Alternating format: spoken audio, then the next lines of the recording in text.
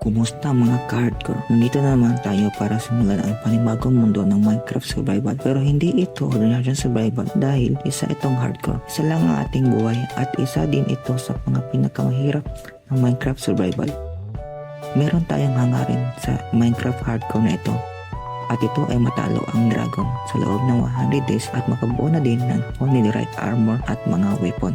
Bago magabi ay kailangan tayong makagawa ng bed, kaya nagkatay ako ng 3 sheep para may pagkukunan tayo ng wall para gawing bed. Ang bed ay isa sa mga kakailanganin natin kapag bago pa tayo dito sa mundo ng Minecraft Hardcore dahil ang bed ay magagamit natin para mawasan natin ang gabi.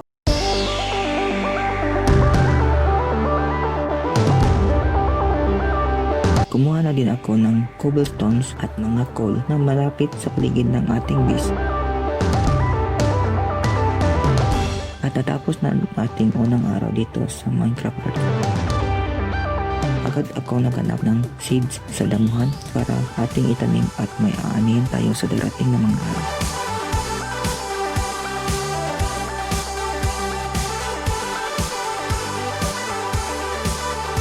Patuloy din akong malikot sa paligid ng ating base kung may maghanap tayong coal at iba pang gamit ng ating gagamitin.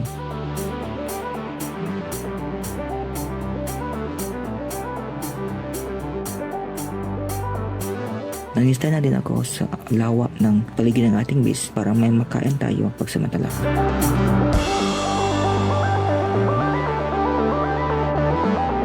Nagsimula agad ako gumawa ng taniman ng wheat gamit ang seeds na ating nakuha sa damuhan.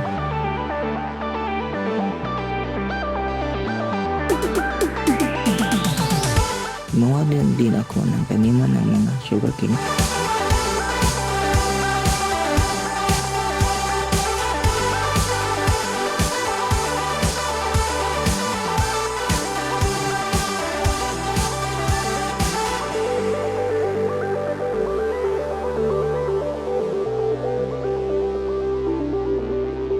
At habang naghintay ako sa aking ani ay nagsimula ako magukay sa ilalim ng lupa para maghanap tayo ng mga iron para gawing armor at mga sandata.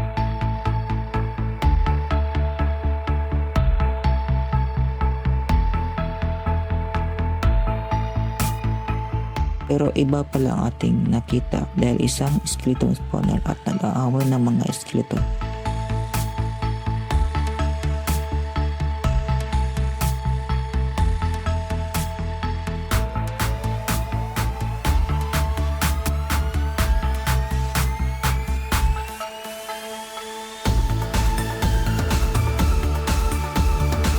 Meron din naman akong nakuha ng mga iron pero hindi ito sapat kaya nagukay pa ako ng nagukay hanggang sa naparating ako sa isang kuwebang maraming mga iron ore at mga iba pang mga ore.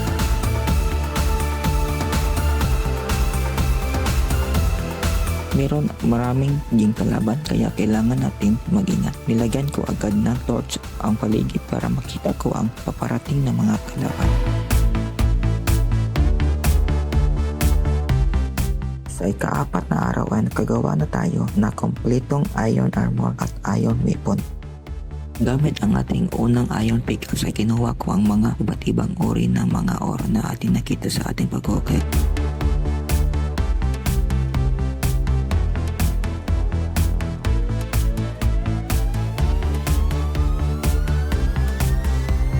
Kinuha ko na din ang ating unang diamond. Meron tayong nakaharap na kalaban.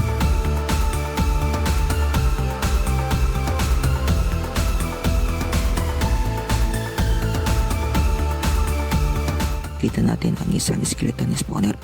Sa ating base ay may bago tayong naging kaibigang kabayo. Sakay ng ating bagong kaibigan ay nagpunta tayo sa village para hiramin ang mga gamit nila. Pero wag kayong magsumbong dahil hindi na natin ito ibabalik sa kanila. Nagputol ako ng mga kaunting puno sa paligid ng ating base.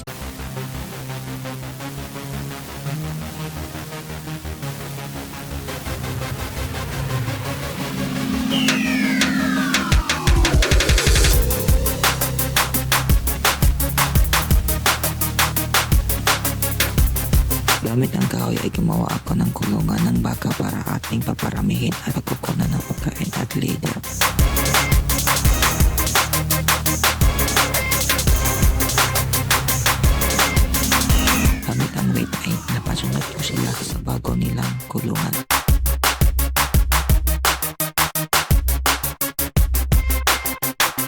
Bumalik ako sa kuweba para mag-explore.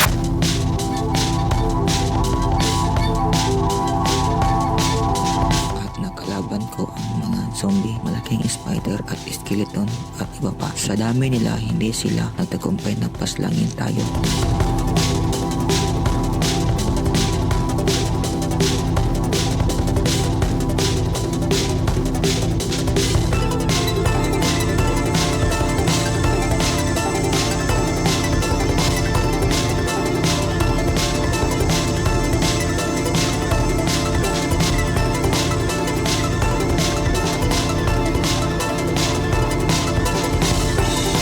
Pero kailangan pa din tayo tumakbo para sa ating buhay at pag-isipan ang ating plano para matalo sila.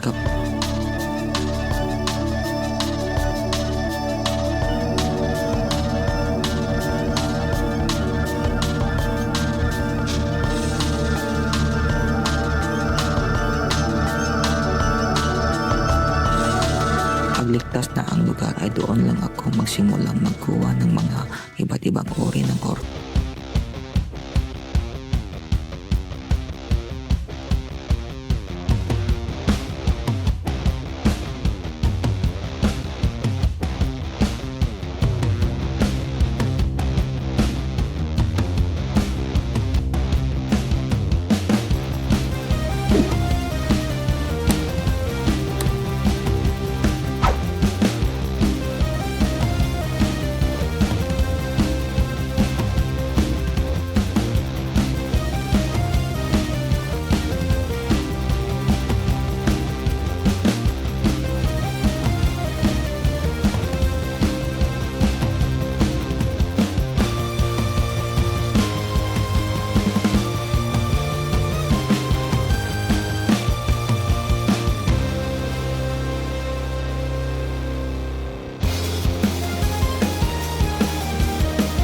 Sa ating pag-explore sa Kiba ay ito ang ating mga nakuwang mga ayong at iba't ibang ori ng mga ore at diamond. Pinalawak ko ang ating daniman ng weight.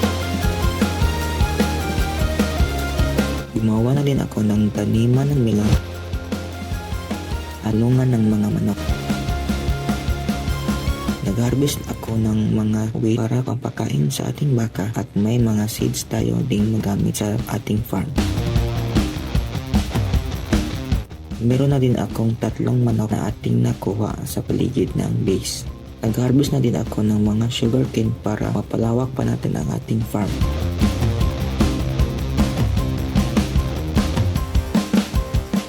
Gamit ang ating diamond pickaxe ay kumuha tayo ng mga obsidian. Meron tayong nakitang mga baboy sa paligid na pwede nating gawing pagkain.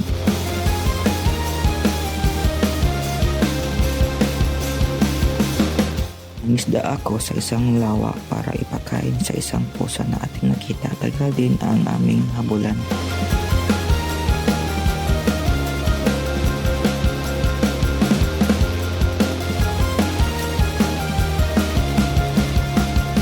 Para maging kaibigan, niya ako at mahalin at sa wakas napaibig ko rin siya. Gamit ang buto ng skeleton, naging kaibigan ko rin ang isang aso. Nagutom ang ating mga alagang baka kaya pinapagkain ko sila para dumami pa lalo. Gamit ang obsidian ay gumawa ako ng portals para sa ibang dimensyon na sobrang init. Sa dimensyon na sobrang init ay kumuha tayo ng soul soil para ating gagamitin sa ating mundo.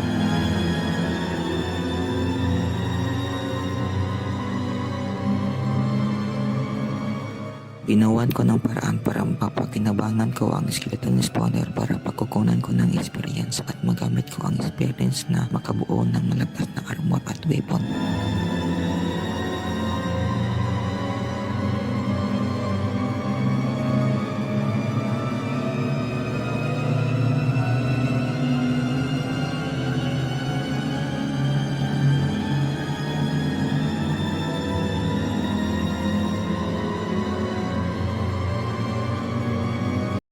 At muli, nagutom na naman ang aking alagang baka. Nag-harvest na rin ako ng mga tubo, nag-harvest ng mga melon, nag-harvest ng mga wheat at napagtanto ko na hindi ako mahilig sa manok. Kaya pinalawak ko na lang ang kulungan ng mga baka dahil nagsiksika na sila. Gumawa na rin ako ng kulungan ng mga tupa.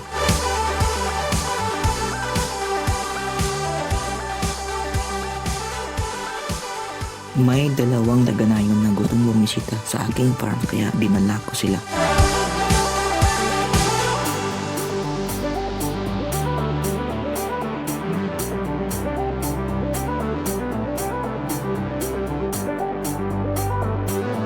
Nag-harvest uli ako ng mga melon dahil isa ito sa mga gusto ng mga taganayon na kainin. Dahil dumarami na yung mga baka ko, pagpasyahan ko na katayin sila at nag-iwan lang ako ng maliliit na baka. Sa experience farm ko ay gumawa ako ng aklatang pangmalakasan para sa aking armor at weapon.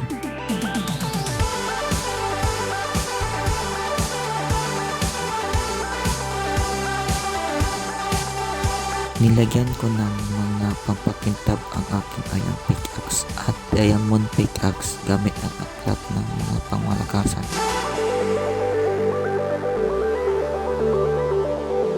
Gamit ang kintab ng iron pickaxe ay napadali ang ating paghahanap at pagmimina ng mga diamond.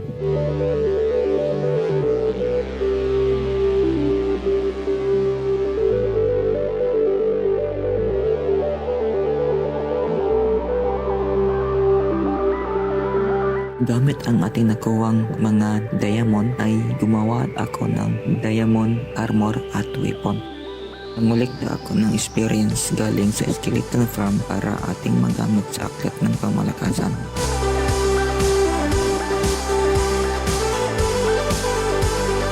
Nag-harvest ako ng mga melon para may mabigay ako sa aking mga bisita na taganayon. Nagpakain na rin ako sa alaga kong tupa at alaga kong mga baka. Nagsimula na akong nagbenta ng mga wheat at mga melon sa taganayon.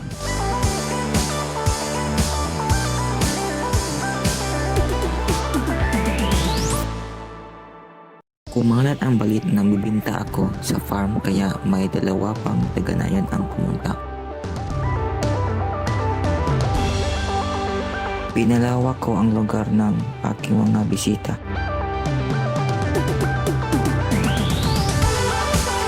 Malakas ang bintahan ng melon kaya nag-harvest ako. Nag-harvest din ako ng mga wheat para may makain ang ating tupa at mga baka. Pumasok ang mga soke galing sa nayon para bibili ng melon at iba pa. Gamit ang emerald na nakuha ko sa pagbibenta ko ng melon ay bumili ako ng aklat ng pampatibay. Nag-grind ako para makakuha ng maraming experience para sa ating armor at mga weapon. Nabuo ko na rin ang pinakamalakas na pana sa Minecraft Hardcore. Bumalik ako sa nayon para bumili ng aklat para sa ating weapon na espada. Grind ako ulit para makakuha ng maraming experience para sa ating mga armor. Pinag-isa ko ang mga aklat para sa ating espada at nabuo ko din ang espada na gusto ko. Naglagay ako ng aklat ng pampatibay sa ating mga armor. Nag-explore ako sa ibang dimension para maghanap ng materyales na ating gagamitin para matalo ang dragon. Hanggang sa makita ko ang kastilyo ng itim na skeleton at kalabang umaapoy.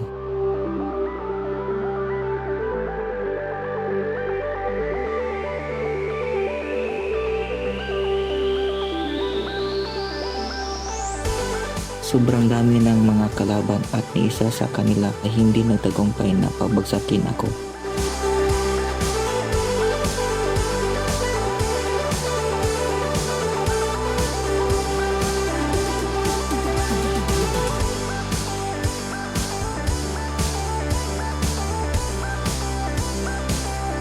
Gumawa ako ng gayuma sa apoy gamit ang mga materialis na ating nakuha sa kastilyo.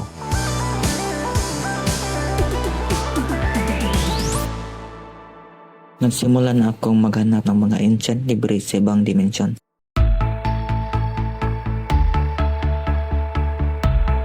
Gamit ang gayuma ng apoy ay hindi tayo masasakan sa apoy or sa lava. Gumamit ako ng teknik para mapabilis ko ang paghanap sa ancient debris.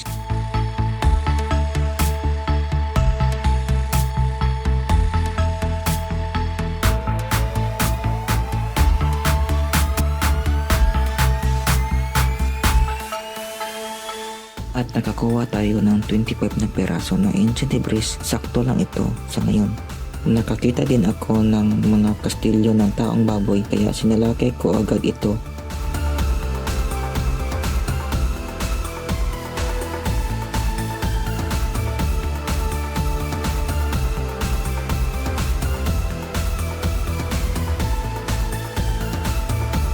Isa ito sa mga pinakadelikado na lugar ito sa dimensyon na ito dahil sa malakas ang kalaban at sobrang ingat ako dito.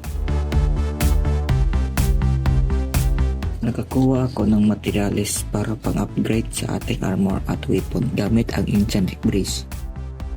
Muli ako ay naghanap ng mga diamond sa kuweba pero sa pagkakataon na ito tayo ay di na matatakot mga kalaban. Nakakuha tayo ng 50 na peraso ng mga diamond.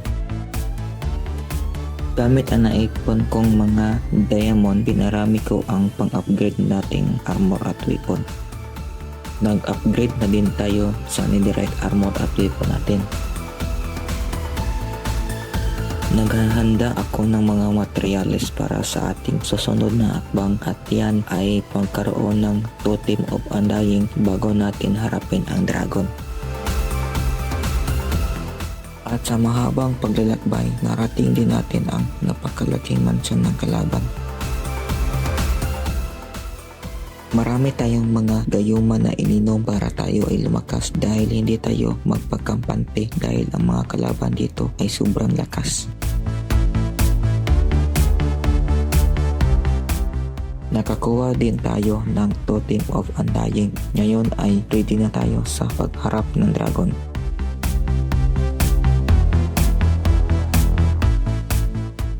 Sa ibang dimensyon tayo ay nag-ipon ng perlas na berde para ating gagamitin sa pagtukoy ng kinaroonan ng dragon.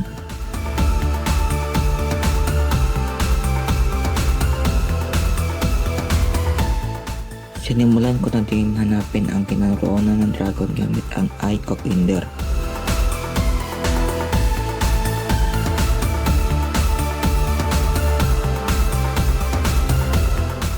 Nagkakay ako sa ilalim para mapuntahan ko ang portal patungo sa dragon.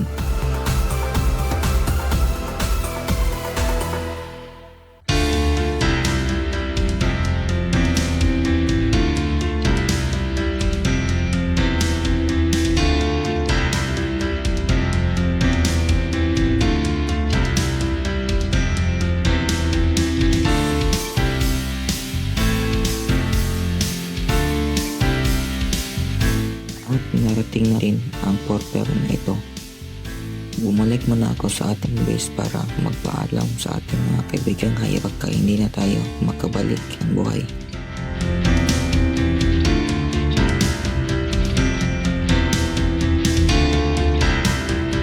Sinira ko ang ating lumang bahay dahil gagawa tayo ng bagong bahay.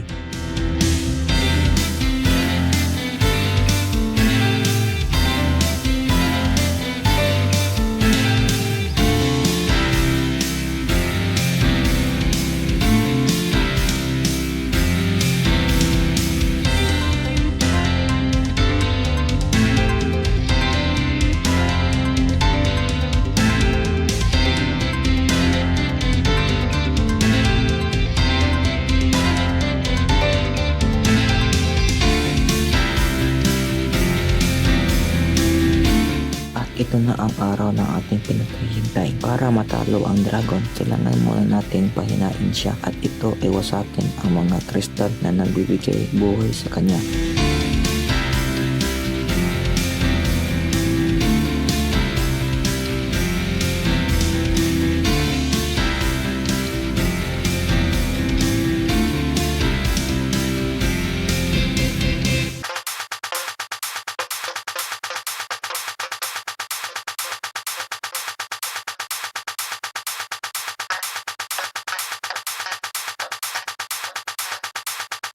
Pagkatapos, sa akin ay magsimula ka na patayin ang dragon gamit ang banat kapag lumipad siya at espada naman kapag nakadapo siya sa pugad. Hindi ako sumuko at wakas na